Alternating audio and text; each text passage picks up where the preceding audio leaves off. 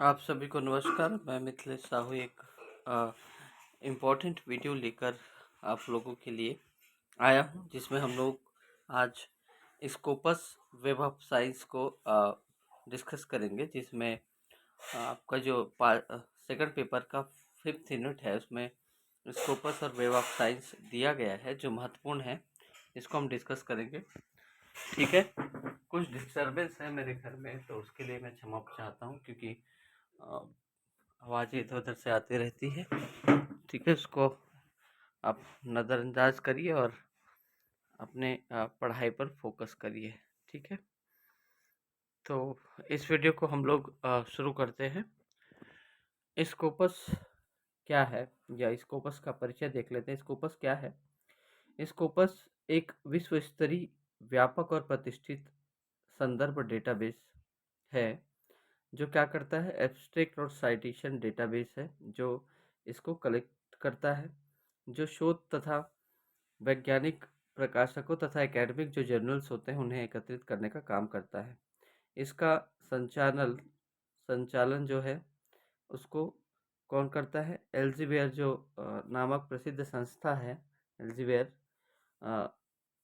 वो कंपनी द्वारा किया जाता है। यह डेटाबेस वैज्ञानिक, तकनीकी और चिकित्सा तथा समाज विज्ञान, कला, मानविकी क्षेत्रों में शोध कार्यों का रिकॉर्ड रखता है। ठीक है, तो आपको याद रखना है कि स्कोपस क्या है? एक डेटाबेस है, विश्व स्तरीय डेटाबेस है, जो लेखों, वैज्ञानिक प्रकाशकों और एकेडमिक जर्नलों की जानकारी को एकत्रित करता है। इसके अंतर्गत इसका जो संचालन एल्सेवियर जो कंपनी है वो करता है, और इसके अंतर्गत हम वैज्ञानिक, तकनीकी, चिकित्सा, समाज विज्ञान और मानविकी जैसे क्षेत्रों के शोध कार्यों का रिकॉर्ड इसमें रख सकते हैं। ठीक है, क्लियर है? आगे बढ़ते हैं। स्कोपस की शुरुआत कब हुई थी? स्कोपस की शुरुआत 2004 में हुई थी।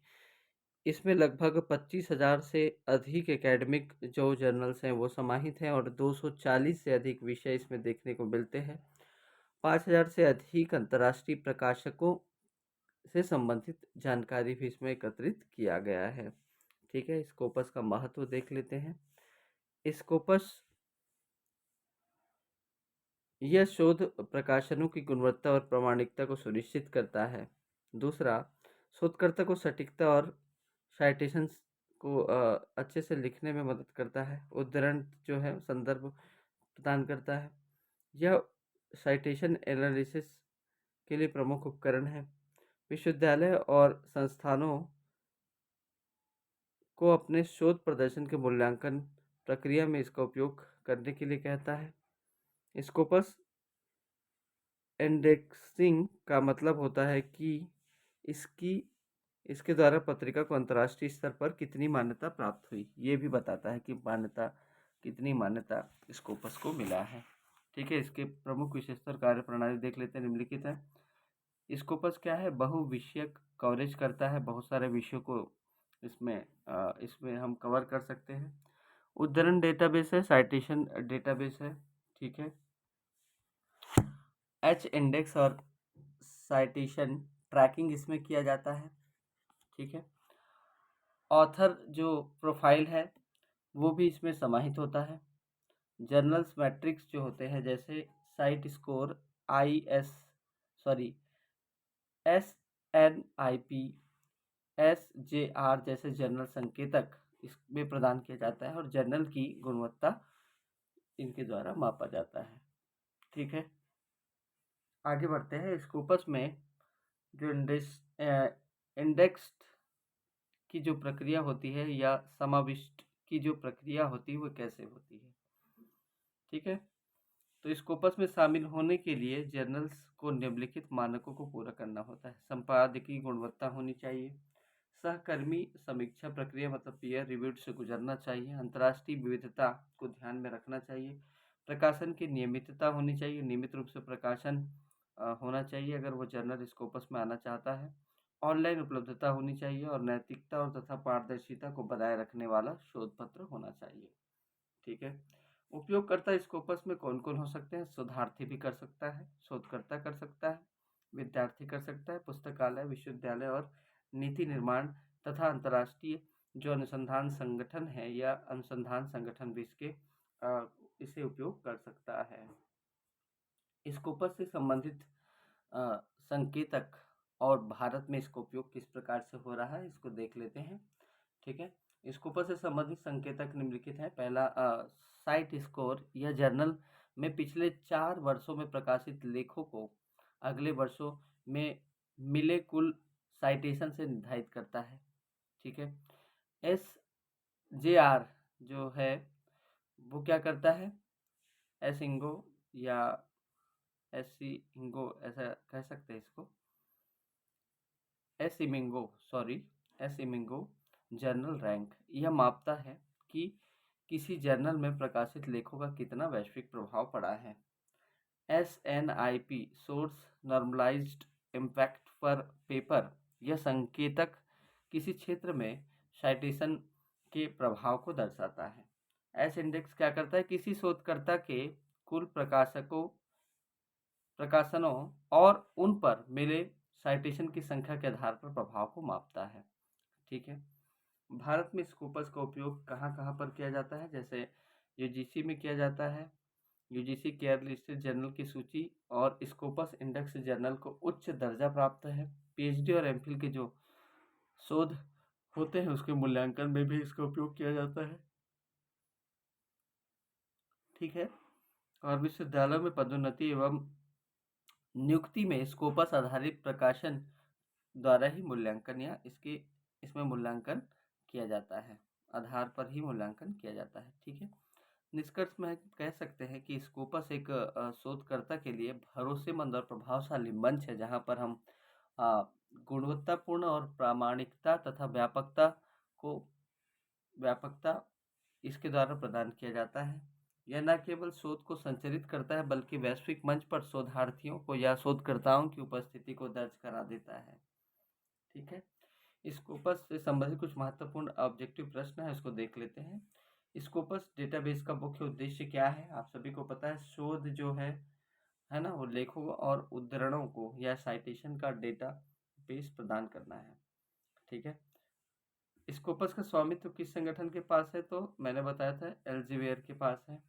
ठीक है, और स्कोपस कब बना, आप सभी को पता है, मैंने ऊपर बताया 2004 में। स्कोपस में कौन से संकेतक किस जर्नल की प्रतिष्ठा और वैश्विक प्रभाव को दर्शाता है, तो जो एसिमिंगो है। ठीक है, जर्नल रैंक मतलब चौथा जो उत्तर है वो है एसिमिंगो जर्नल रैंक, SJR। ठीक है, पांचवा क्वेश्चन, स्कोपस में जर्नल को शामिल करने के लिए किस समिति द्वारा मूल्यांकन किया जाता है, तो कौन सी समिति है, content selection and advisory board, CSAB, content selection and advisory board जिसे हम कहते हैं, उनके द्वारा इसका सिलेक्शन किया जाता है, मूल्यांकन किया जाता है। ठीक है, तो ये स्कोपस से संबंधित जो टॉपिक्स थे वो यहीं समाप्त होते हैं। हम लोग दूसरे टॉपिक की ओर आगे बढ़ते हैं, वेब ऑफ साइंस। ठीक है, वेब ऑफ साइंस क्या है, वेब ऑफ साइंस जिसे हम पहले ISI वेब ऑफ नॉलेज कहते थे, यह एक अंतर्राष्ट्रीय स्तर पर मान्यता प्राप्त शोध प्रकाशनों का संदर्भ और उद्धरण डेटाबेस है। एब्स्ट्रैक्ट एंड साइटेशन डेटाबेस इसे भी हम कह सकते हैं। यह वैज्ञानिक और सामाजिक तथा मानविकी तकनीकी क्षेत्रों में गुणवत्तापूर्ण जो शोध पत्र हैं उनकी सूची, उनके सार तथा साइटेशन का विवरण प्रदान करता है। ठीक है, इसके कुछ इतिहास हैं उसको भी देख लेते हैं। इस डेटाबेस की शुरुआत डॉक्टर किसने की थी,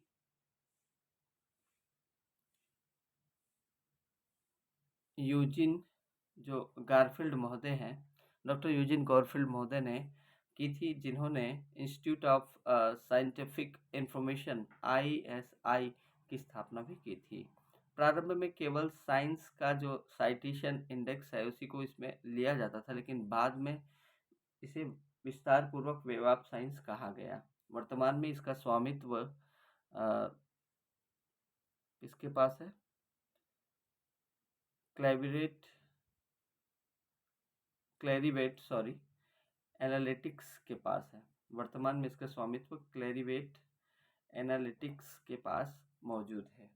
ठीक है, तो ये सब याद रखना है। मुख्य उदाहरण, अगर मुख्य उद्देश्य देखें तो इसमें गुणवत्ता वाले शोध को खोजना और संदर्भ को बताना होता है, ठीक है, संदर्भित करना होता है। उद्धरणों का विश्लेषण करना, अर्थात साइटेशन जो है उसका विश्लेषण भी इसमें किया जाता है, एनालिसिस किया जाता है। शोध प्रभाव, जो इम्पैक्ट फैक्टर और रुझान है, उनके ट्रेड्स को भी देखा जाता है, पहचाना जाता है। उसके बाद इसी के अंतर्गत अगर टॉपिक देखें तो इसमें संस्थानों तथा शोधकर्ताओं की रैंकिंग भी इससे पता चलता है, ठीक है।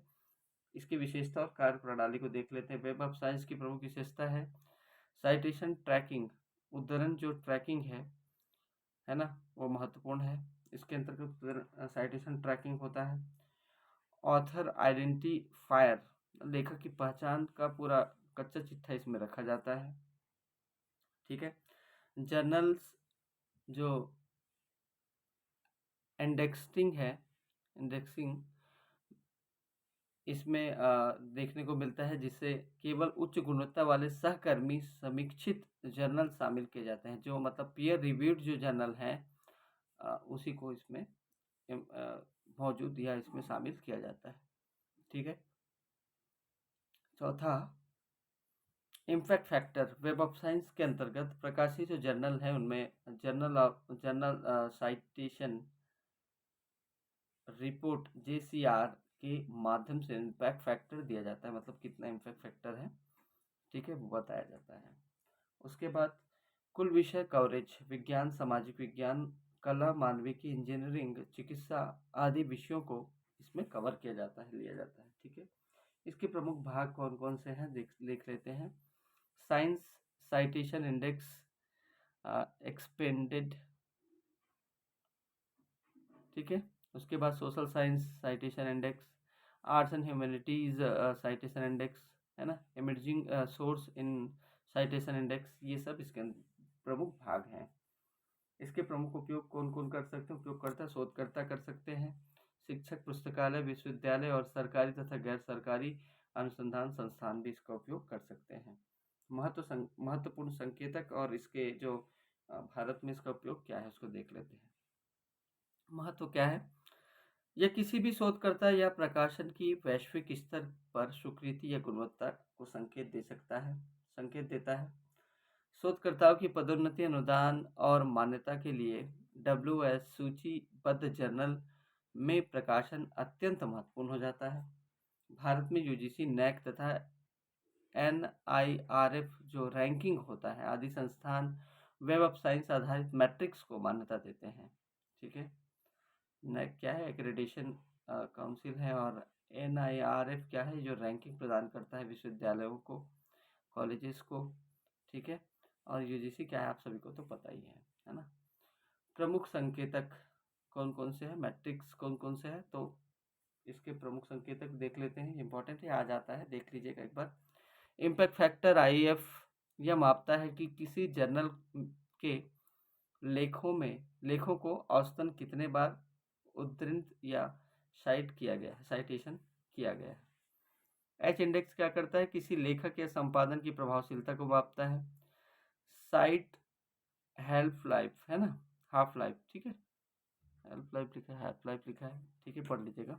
किसी लेख को कितने समय तक उद्धरण प्राप्त होते हैं उसको बताता है। फिर उसके बाद फिर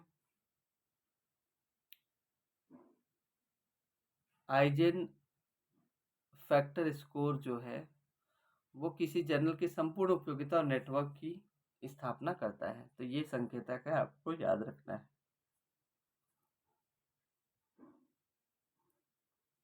ठीक है।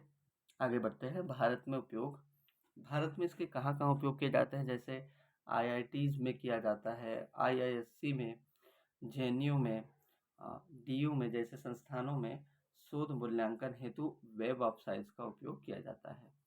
PhD शोध कार्य के मूल्यांकन में, फेलोशिप आवेदन और जर्नल चयन के लिए भी यह एक प्रमुख स्रोत माना जा सकता है।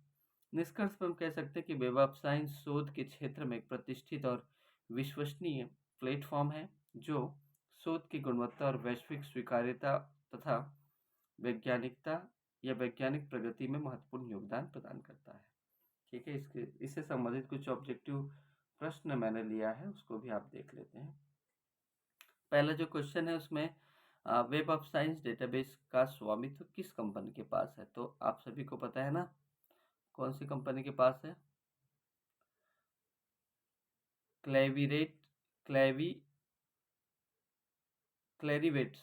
क्लेरिवेट एनालिटिक्स के पास है।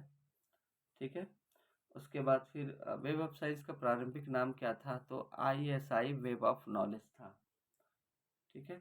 वेब ऑफ साइंस में जर्नल के प्रभाव को मापने के लिए कौन से संकेतक का प्रयोग किया जाता है? तो इम्पैक्ट फैक्टर IF का उपयोग किया जाता है। वेब ऑफ साइंस के संस्थापक कौन थे? तो कौन थे भाई? यूजिन गारफील्ड महोदय थे। यूजिन गारफील्ड महोदय। ठीक है। पांचवा क्वेश्चन है वेब ऑफ साइंस में सामाजिक विज्ञान से संबंधित जर्नल किस सूचकांक में आते हैं? तो SSCI में आते हैं। ठीक है।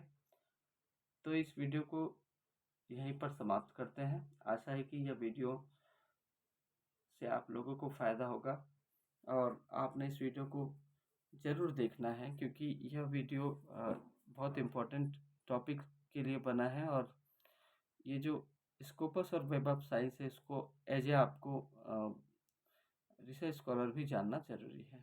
ठीक है।